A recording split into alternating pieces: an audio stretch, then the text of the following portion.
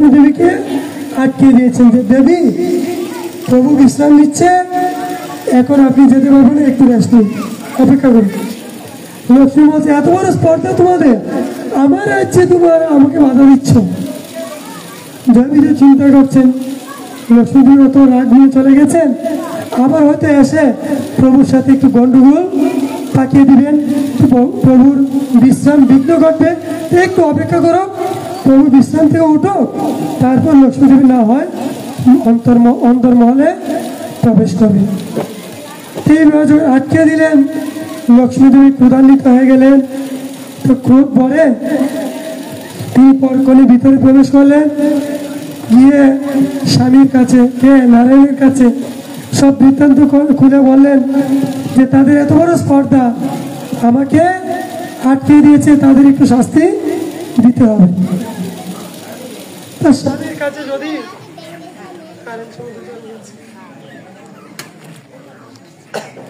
স্বামীর কাছে যদি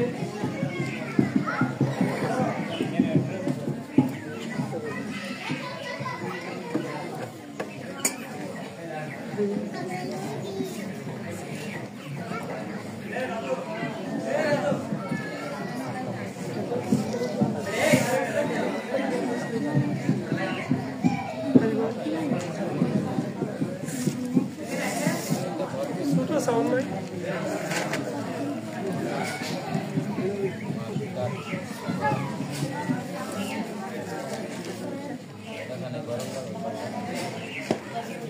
তো স্বামীর কাছে যখন স্ত্রী কোনো কিছু বলে, তো স্বামী চেষ্টা করে যে কোনো ভাবে তার মনোবাঞ্ছা পূর্ণ করা। তাই ভগবান বলছে ঠিক আছে, আমি তার একটা বিয়ে করব। তো এই ঠিক বলে সেই জয় বিজয়কে মরতে যাওয়ার ব্যবস্থা করল। এখন মরতে কিভাবে যাবে? কোনো না কোনো গর্ভে তাকে জন্ম নিতে হবে। এদিকে কশ্যপ মুনির পত্নী, তার 17 জন পত্নী ছিল, তার মধ্যে একজন পত্নী হচ্ছে দিতি, যার থেকে দানবদের জন্ম, দস্যুদের। আর একজন হচ্ছে অদিতি, তার মাধ্যমে দেবতাদের জন্ম।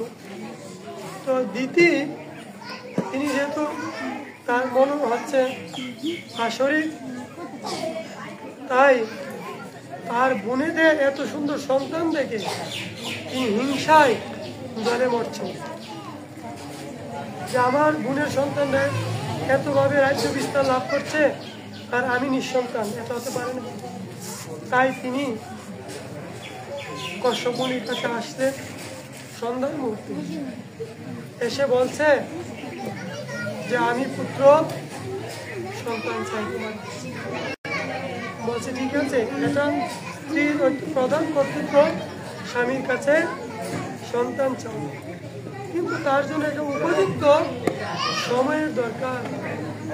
এটা উপযুক্ত সময় নয়, এখানে তোমার দেবর শিব টহল দিচ্ছেন, এই সময় যদি আমরা সন্তান লাভের জন্য সঙ্গ করি তাহলে ভালো সন্তান আসবে না। কিন্তু দিতি কোনো অবস্থায় মানতে চাচ্ছিলেন না। আর কশ্যপ মুনি অতটা ঐকান্তিক ভক্ত ছিল না, তাই তিনিও মায়ার দ্বারা প্রভাবিত হয়ে তিনি মায়াদুর সঙ্গ করেন। আর সেই সময় জয় বিজয় এই গর্বে প্রবেশ করে। মাতৃ পিতৃদের এই সময়টা অত্যন্ত গুরুত্বপূর্ণ। তারা যদি ঐকান্তিক মনোভাব নিয়ে ভগবানের চিন্তা করে, একটা লীলা আমরা দেখতে পাই, সাধুদের গর্ভে অসুরদের জন্ম হয়েছে।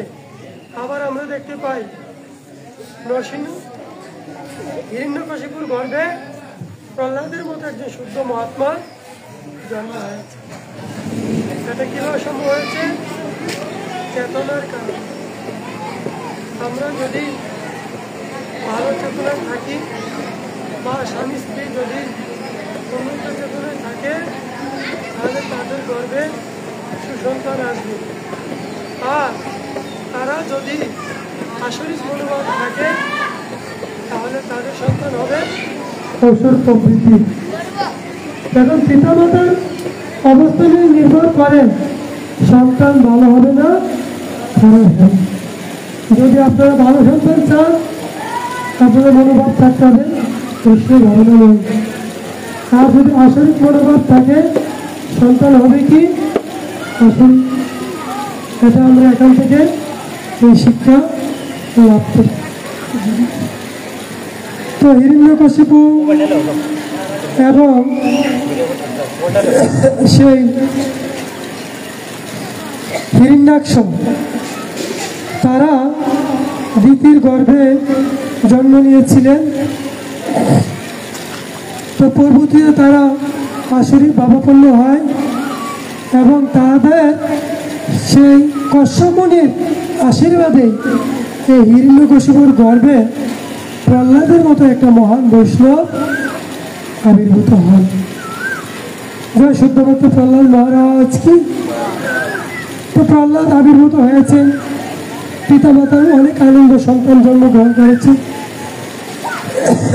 সন্তানকে গুরুকুলে পাঠিয়েছেন পড়াশোনার জন্য। শিক্ষককে শুক্রাচার্যের পুত্র ছন্দ এবং অমর। তো তারা সাম দান বেদ দণ্ড এই শিক্ষা দিচ্ছেন, কিন্তু প্রহ্লাদ তিনি বিষ্ণু ভক্তি শিক্ষা গ্রহণ করছেন। হরে কৃষ্ণ কৃষ্ণ কৃষ্ণ হরে হরে, হরে রাম রাম রাম হরে হরে। ছন্দ অমর অনেক চেষ্টা করেও তাদের সেই সামাজিক জ্ঞান বা ক্ষত্রিয় জ্ঞান দিতে পারছেন না। তিনি শুধু ভক্তি নিয়ে ব্যস্ত। তো এদিকে ছন্দ অনেক চেষ্টা করে পারেননি। একদিন তাকে পাঠিয়েছে তার পিতার কাছে। কার কাছে? হিরণ্যকশিপুর কাছে। হিরণ্যকশিপু কুলে তুলে পুত্রকে আদর করছে। আদর করে বলছেন, হ্যাঁ পুত্র, তোমার কি ভালো লাগে? ছোট বালককে কি বলবে? বাবার কুলে, বাবা আমার লাড্ডু খেতে ভালো লাগে, বা আমার একটু ঘুরতে ভালো লাগে। কিন্তু প্রহ্লাদ সেই চরিত্রের ছিলেন না, সাধারণ ছেলে মেয়ের মতো ছিলেন না। প্রহ্লাদ বলছে, হিতাত্ম পাতম গৃহ অন্ধ কুপন বনে গজের যত হরি আশ্রয়েতে। যে বাবা, সংসারটা একটা অন্ধকূপ, সেই অন্ধকূপে কেউ ভালো থাকতে পারে না। যথার্থ মনোভাব হচ্ছে বনে, বিশেষ করে বৃন্দাবনে গিয়ে কৃষ্ণ ভক্তি চর্চা। এই কথা শুনে তো হিরণ্যকশিপু অত্যন্ত ক্রোধিত হয়ে গেল। আরে ওর মাথাটা কিভাবে এরকম নষ্ট হলো? ছোট বালকরা যায় শুনে তাই মনে রাখে, কোনো হয়তো বিষ্ণুর ভক্ত এসে আমার ছেলের মাথাটাকে খারাপ করে দিয়েছে। তা আবার ছন্দ অমরকের কাছে দিয়ে বলছে, তুমি এমনভাবে তাকে শিক্ষা দেবে যে কোনো বিষ্ণু ভক্ত যেন তার কাছে প্রবেশ করতে না পারে। এইভাবে বলে তাকে আবার গুরুকুলে দিলেন। কি হবে? সে তো আগে থেকে ঐকান্তিক শুদ্ধ ভক্ত, কোনোভাবে তাকে ভক্তি থেকে বিচ্যুত করতে পারছে না। তো ছন্দ অমর অনেক চেষ্টা করে না পারে তাকে প্রহার করছেন আর বলছে যে চন্দন বাগানে কণ্টক সৃষ্টি হয়েছে। চন্দন বাগানে এক ধরনের কাটা গাছ সৃষ্টি হয়, সেই গাছ দিয়ে কুটার তৈরি করে কি করে চন্দন গাছ কর্তন করে। তো বলছে, আরে এত দেখছি অসুর কুলে এরকম একটা কণ্টক, যে অসুর দ্বারা কি হবে, সেই প্রহ্লাদের দ্বারা অসুর বংশটাই বিনষ্ট হবে। তাই কোনোভাবে যখন পারছে না, তখন প্রহ্লাদকে বুঝিয়ে শুনে, দেখো প্রহ্লাদ, তুমি যদি এইরকম বিরুদ্ধ মনোভাব করো তাহলে তোমার বাবা আমাদের চাকরি থেকে বিচ্যুত করে দিবে, আর আমরা যদি চাকরি না পাই আমরা জীবিকা নির্বাহ করতে পারবো না। অন্ততপক্ষে একটু হলে আমাদের কথা শুনো। আর বলছে আমরা যে তোমাকে শাস্তি দিয়েছি, তুমি একটু কষ্ট পেয়ে না। প্রহ্লাদ বলছে, না, আপনারা যে কাজটা করছেন এটা ভগবান বিষ্ণুর ইচ্ছার দ্বারাই হয়েছে। বিষ্ণুর ইচ্ছা ছাড়া এই জগতে কেউ কিছু করতে পারে না। বিষ্ণুর মায়া শক্তির দ্বারা প্রভাবিত হয়ে আপনারা এখন কার্য করছেন, এজন্য আপনাদের কোনো দোষ নেই। আমরা হইলে কি করলাম, তাকে কিভাবে ক্ষতি করা যায় এই চেষ্টা করলাম। কিন্তু প্রহ্লাদ মহারাজ সম্পূর্ণরূপে নির্মৎসর ছিলেন, তিনি কখনো অন্যের অনিষ্ট করছিলেন। একজন ভক্তের যে পরিপূর্ণ গুণ সেটা পূর্ণরূপে প্রহ্লাদ মহারাজের মধ্যে ছিল। তো এইভাবে প্রহ্লাদকে বুঝিয়ে শুনে আবার হিরণ্যকশিপুর কাছে পাঠালেন। দিতি তাকে সুন্দরভাবে স্নান আদি করে, ভালো পোশাক পরিধান করে হিরণ্যকশিপুর কাছে দিলেন। হিরণ্যকশিপু খুলে তুলে প্রহ্লাদকে, এখন আগের মতো আর বলছে না বাবা তোমার কি ভালো লাগে, এখন বলছে বাবা আমি তোমার কাছ থেকে শুনতে চাই। হিরণ্যকশিপু একটু বুড়িয়ে সুন্দর করে বলছে যে প্রহ্লাদ আমি তোমার কাছ থেকে শুনতে চাই তোমার গুরু তোমাকে কি শিখিয়েছে। তো প্রহ্লাদের গুরু কে? হ্যাঁ, নারদ মুনি, যিনি মাতৃগর্ভে এই জ্ঞান লাভ করেছিল। কয়াদুরকে যখন নারদ মুনি জ্ঞান দিচ্ছিল, তিনি মাতৃগর্ভে থেকে সেই জ্ঞানটা লাভ করেছিলেন। তখন প্রহ্লাদ বলছেন, শ্রবণম কীর্তনম বিষ্ণু স্মরণম পাদ সেবনম অর্চনম বন্দনম দাস্য সৈক্য আত্মনিবেদনম। তিনি কি করছেন, নববিধ ভক্তির কথা বাবাকে শিক্ষা দিচ্ছেন। এই কথা শুনে হিরণ্যকশিপু কুল থেকে ছুঁড়ে ফেলে দিলেন, কুলাঙ্গার, বংশের কুলনাশক, তুই আমার গর্ভে জন্মগ্রহণ করেছিস। হ্যাঁ, আমি চেয়েছিলাম অসুর কুল তুই রক্ষা করবি, আর তুই দেখছি আমার কুল নষ্ট করার জন্য বিষ্ণুর ভক্ত হয়েছিস। তোকে আমি আর এই জগতে রাখবো না। স্বয়ং বাবা পুত্রকে কি করলো, মৃত্যুদণ্ড প্রদান করলো। অনেক চেষ্টা করেও প্রহ্লাদের কোনো ক্ষতি করতে পারলো না। বাধ্য হয়ে তখন তাকে আবার ডেকে এনে বলছে, প্রহ্লাদ তুই মরছিস না কেন, এই শক্তি তুই কোথায় পাচ্ছিস? বলছে, বাবা তুমি যার শক্তির বলে এত বলিয়ান হয়েছ, আমি তাই দ্বারা সুরক্ষিত। যে তিনি কে? তিনি বিষ্ণু। তো বলছে, তোর বিষ্ণু কোথায় থাকে? কি বলছে, সর্বত্র। কি তাম্বার মধ্যে আছে? আছে। শুনেই তাম্বার মধ্যে প্রহার করলো, আর সেই তাম্বা থেকে ভগবান নরসিংহদেব আবির্ভূত হলেন। জয় জয় ভগবান নরসিংহদেব ভগবান কি। তো ভগবান আবির্ভূত হয়ে কি করলেন, সেই হিরণ্যকশিপুকে বধ করলেন। হিরণ্যকশিপু তিনি কিছু বর লাভ করেছিলেন ব্রহ্মার থেকে। অমর বর চেয়েছিল, ব্রহ্মা বলছে আমি নিজেও অমর না, তোমাকে কিভাবে অমর বর দেয়?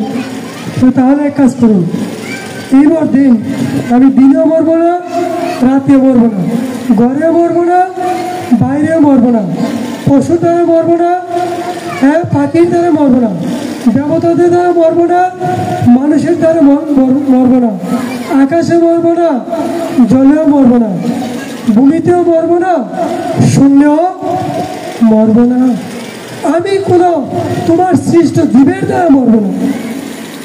ব্রহ্মা বলছে তথাস্তু। এই কথা শুনে হিরণ্যকশিপু বলল, দেখো ব্রহ্মা কত মূর্খ। কি বলছে, যে তাকে এত সুন্দর আশীর্বাদ দিল, বর দিল, তাকে কি বলছে, মূর্খ। অসুরের হচ্ছে স্বার্থ চরিত্র হয়ে গেলে তার প্রতি খারাপ আচরণ করে।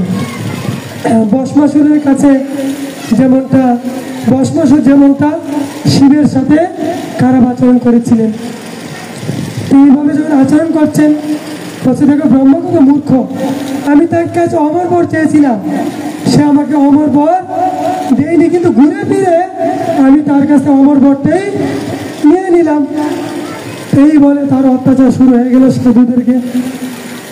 তো উপযুক্ত সময়ে ভগবান ধাম্বা থেকে প্রকটিত হয়ে বলছে, আরো কি বলছে, অস্ত্র ধরো না, শস্ত্র ধরো না। ভগবান এসে, হ্যাঁ, ঘরে না বাইরে না, ঘরের দরজায়, হ্যাঁ, ভিতরে না বাইরে না, উপর আকাশও না, স্থলেও না, ভগবানের, হ্যাঁ, পুরোতে কোনো মানুষ ধরে না, দেবতা ধরে না, ভগবান নরসিংহ রূপ নিয়ে, ব্রহ্মার কোনো সৃষ্ট জীব ধরে না, ভগবান ধাম্বা থেকে প্রকাশিত হয়ে, হ্যাঁ, দিনও না রাতে না, গুধুলি লগ্নে তাকে হত্যা করেছিলেন। সমস্ত বরগুলো পরিপূর্ণ রেখে ভগবান তাকে বধ করলেন। যখন ভগবান বধ করলেন, ভগবান এই রুগ্র রূপ কোনো দেবতা ভগবানের কাছে আসে না। ভগবান নৃসিংহদেবের কাছে ব্রহ্মাকে বলছে, সমস্ত দেবতারা আপনি যান, গিয়ে প্রভুকে একটু শান্ত করেন। ব্রহ্মা বলছে, না না, ভগবান এই রূপ তো আমি কখনো দেখিনি, আমি যদি প্রভুর কাছে যাই তার এই কৃতজ্ঞতা আমার দাঁড়িয়ে পড়ে যাবে, আমি যেতে পারবো না। কে বলছে? ব্রহ্মা। ইন্দ্র বলে, আমি এত খারাপ কাজ করি মাঝে মধ্যে, আমি যদি যাই তিনিও আমাকে হয়তো এরকম শাস্তি দিতে পারে, আমি যাবো না। লক্ষ্মী দেবীকে বলছে, দেবী আপনার কারণে ভগবান এই জগতে আসছে, আপনি চেয়েছিলেন ভগবান কিভাবে যুদ্ধ করে, আপনি কি আপনার প্রভুকে সামলান। লক্ষ্মী দেবী বলছে, না না, আমি ভগবান এইরকম উগ্র রূপ কখন